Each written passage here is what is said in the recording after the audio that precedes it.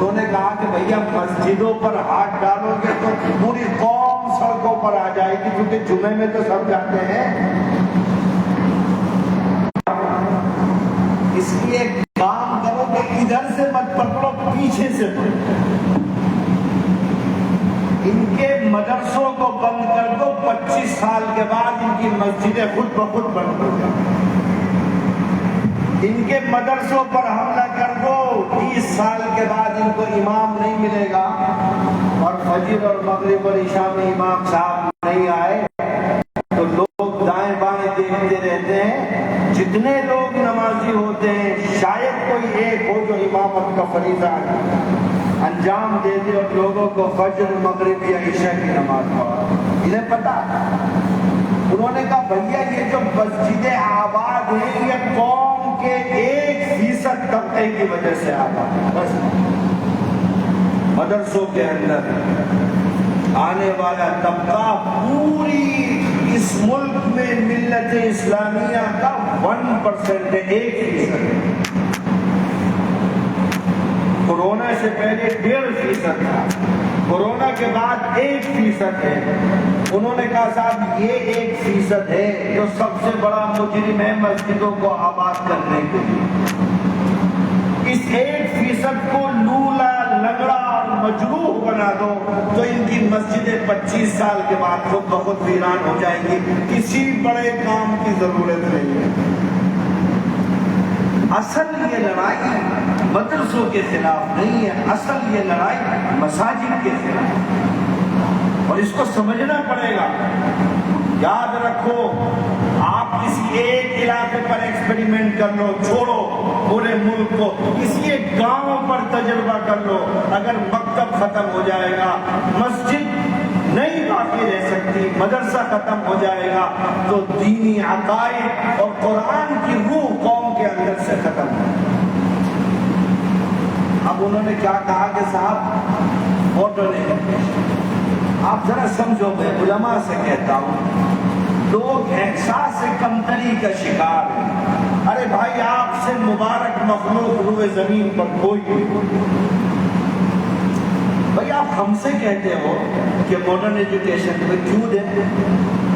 ہم 1% طبقے کو، کیا چرچ میں جو پادری بیٹھا ہے، جن اسکولوں میں وہ پڑھتا ہے، جن تعلیمی اداروں میں، کیا وہاں ڈاکٹر بنایا جاتا ہے؟ کیا گروکل میں ڈاکٹر بنایا جاتا ہے؟ آپ علماء کے گردن میں کیوں مالا ڈالتے ہو کہ صاحب ڈاکٹر بھی مدرسوں سے نکلنے؟ کیوں نکلنے چاہیے بھائی؟ مدرسہ بنایا گیا عالم بنانے کے لیے، مدرسہ بنایا گیا مفتی بنانے کے لیے، مدرسہ بنایا گیا قاری بنانے کے لیے، مدرسہ بنایا گیا مؤذن پیدا کرنے کے لیے، اور 1% بھائی 99% قوم ہے، بناؤ نا آپ ڈاکٹر۔ ہم نے منع کیا ہے کہ ڈاکٹر مت بناؤ، آپ بناؤ، وکیل بناؤ، ہم نے خود وکیل، ہم نے تو نہیں منع کیا۔ آپ کو بنانا ہے بیرسٹر بنائیے، انجینئرنگ کرائیے۔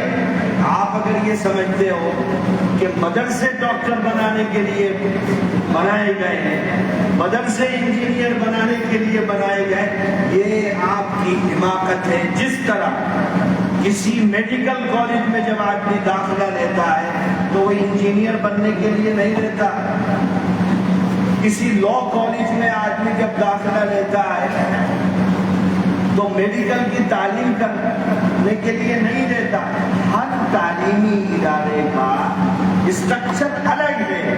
مدرسوں کا کام ہے کہ وہ قوم میں ایسے افراد کو تیار کریں جو اس قوم کی 100% مذہبی قیادت کو انجام دے سکیں۔ بتائیے کوئی مسجد ہے اس ملک کے؟ اتنا بڑا ملک ہے، کسی ضلع کی کوئی مسجد ایسی ہے کہ وہاں کے لوگ کھڑے ہو کر کے یہ کہیں کہ صاحب ہمارے پاس امام نہیں ہے اس لیے ہماری مسجد میں نماز نہیں ہوتی؟ آج کے بھارت میں کوئی مسلم جوان ہے جو یہ کہے کہ صاحب میں نے اپنے باپ کو دفن کر دیا، امام صاحب نہیں ملے تھے؟ آپ ہم سے پوچھتے ہو، ہم 1% ہیں اور ملک کی 100% مذہبی قیادت کے کام کو انجام دے رہے ہیں، آپ ہمارے اوپر کیوں مالا پہناتے ہو کہ ہم ڈاکٹر اور انجینئر بنائیں؟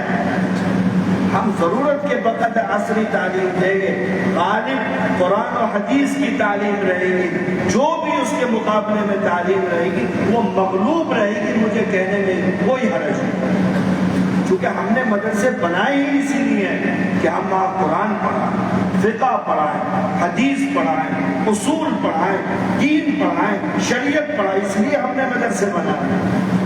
اس کے لیے ہزاروں اسکول کالج ہے، آپ جا کر کے پڑھائیے، کسی نے منع نہیں کیا ہے عصری تعلیم سے۔